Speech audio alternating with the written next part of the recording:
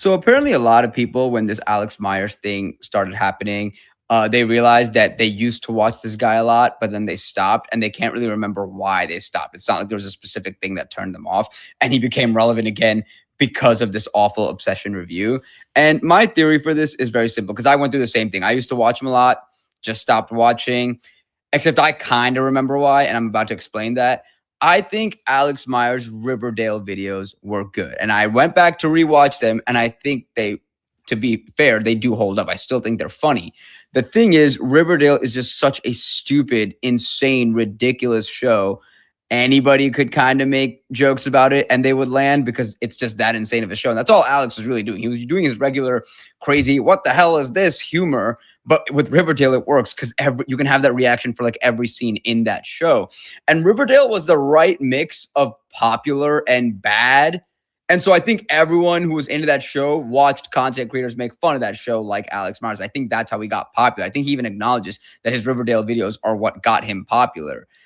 But for me, I watched his Home Alone review and I didn't like it at all. It felt very disingenuous. It felt like he went in wanting to hate on a beloved children's movie by calling out a bunch of logical inconsistencies.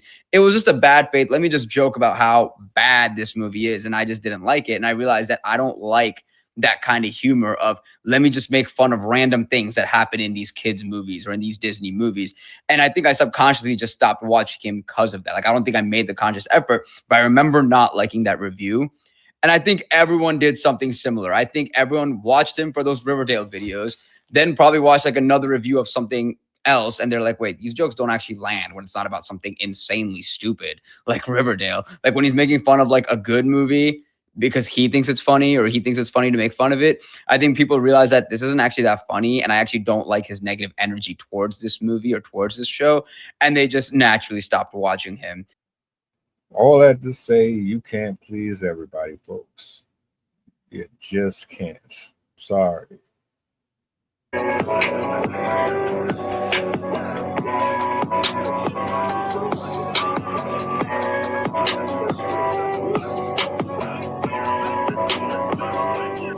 the goddamn button? What's the goddamn button? What's good, YouTube? I don't know if you're familiar with this brother. I'm not really too keen on who he is either, but it came across my desk, and now that I am a little familiar, it makes it easier for me to give my own personal assessment. He does something similar to what I do, and I don't do it very often. I might have to get back to it. He pretty much reviews movies, etc., etc. The people are pissed off at him, as you saw in the first clip. But it's this next one that has people talking. I'm going to give my own take on it because they're insinuating that he has issues with women. Y'all be using the word misogyny way too much, and out of context. But we're going to chop it up. I'm going to shut up, let this clip play, and yeah, we out.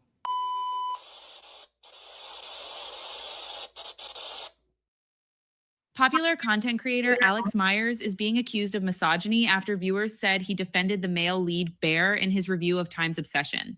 Many viewers felt Alex spent most of the 20-minute video treating Bear like a socially awkward victim instead of addressing how he ignored Nikki's feelings and took away her ability to choose. The backlash became even stronger because of the way Alex talked about the female characters. He called Nikki a hot Latina who likes crystals, referred to her as Crystal Mommy, and made several jokes about her appearance and background.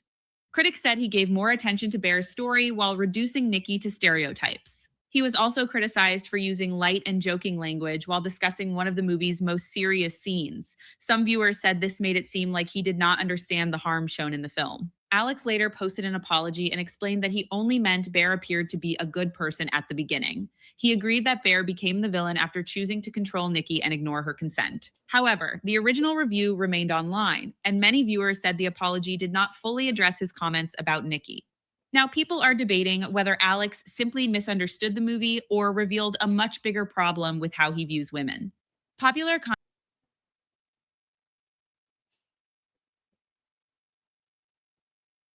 Y'all niggas is too sensitive about everything. I'm sorry.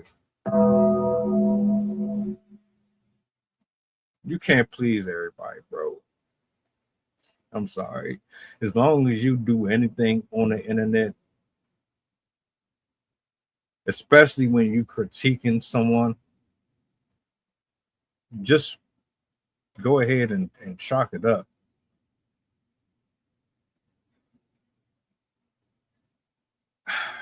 I've never watched the movie before,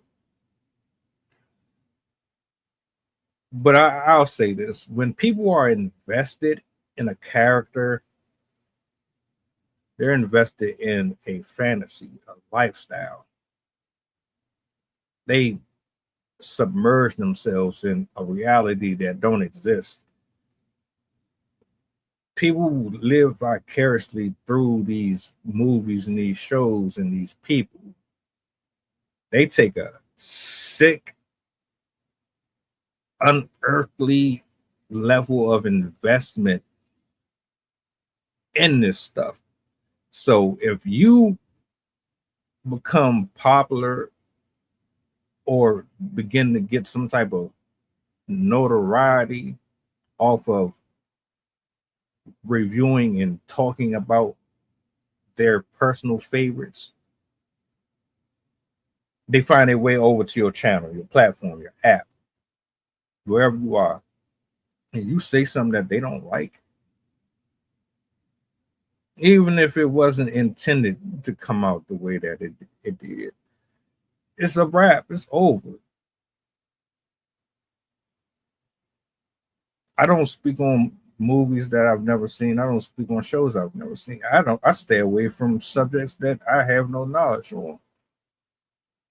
Mostly because I don't want to look dumb. And I don't want to be uneducated with my opinions or my thoughts. But even then, you still take a risk. Because everybody's always going to have something to say.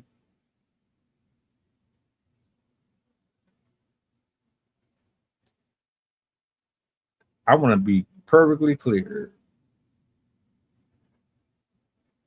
This is for entertainment purposes only. Y'all really be way too invested in this stuff.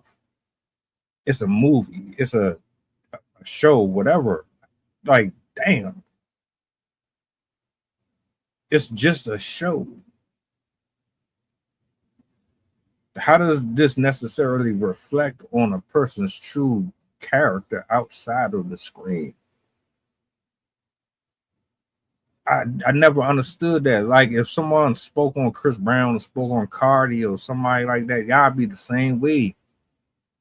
Y'all be ready to fight and do everything, throw your life away and all type of stuff over someone's point of view. And they come off like, oh, I don't know. Home Alone should have stopped at part 2. There shouldn't have been a whole. I don't like trilogies for the most part. I don't like when they keep remaking stuff. Stay away from that. But like, I don't know, if you don't like what you see, just don't watch it. To cancel somebody, I've seen worse content aired on social media day to day that absolutely deserves no airtime, but y'all don't say nothing about it. Oh, because he's what, being empathetic towards a guy, and he says certain little things about the woman character that makes him hate her or makes him feel some type of way towards her. And on top of that, it's not even yo.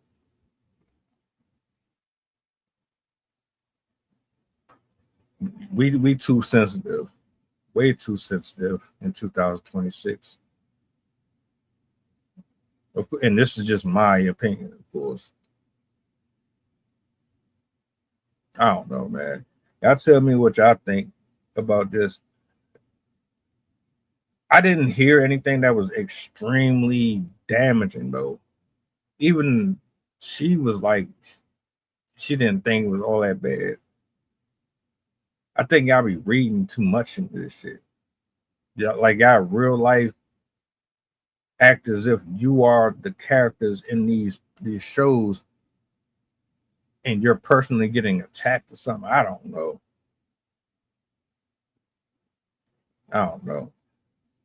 That's all I gotta say though, man. Y'all tell me what y'all think about this. I'm out.